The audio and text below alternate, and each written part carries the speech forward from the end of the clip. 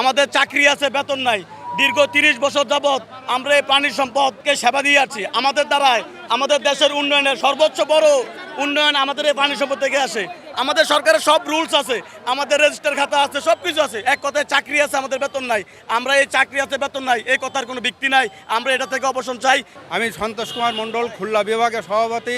আমরা বহুদিন যাবৎ গবাদি পশুর জাত উন্নয়ন করে আসছি, দেশি গরুর থেকে উন্নত করছি, কিন্তু আজ আমরা কোনো কিছু আমাদের বেতন ভাতা কোনো কিছু আমরা পাই না। 3 থেকে 30 বছর পর্যন্ত আমরা এইভাবে বেকার দিয়ে আছি। আমরা অল্প কিছু 500 টাকা দিত, কিন্তু তারপরে আবার এই মিছিল মিটিং করে 2000 টাকা পর্যন্ত পেয়েছি। তারপরে এই 9 মাস আমাদের সব বন্ধ, আমরা এই বেতন ভাতা সব বন্ধ। আমরা এইভাবে কাজ করে আসছি, কিন্তু যতদিন আমরা উপযুক্ত পারিশ্রমিক না পাবো ততদিন পর্যন্ত আমরা আর কোনো কাজ করব না। আমরা সরাসরি আমাদের প্রধানমন্ত্রীর কাছে আমাদের এই অবদান, আমাদের এই প্রধানমন্ত্রী যদি সরাসরি হস্তক্ষেপ করে আমাদেরকে একটা স্থানে নিয়ে দেয়, আমাদের এই বৈষম্য শিকার থেকে আমাদেরকে, যাতে উনি আমাদেরকে রক্ষা করে। আমরা কোটি কোটি টাকা রাজস্ব খাতে দিচ্ছি, কিন্তু আমাদের কোনো মূল্যায়ন হচ্ছে না, আমাদের কোনো মূল্যায়ন করে না, আমাদের দাবি মানি নেয় না।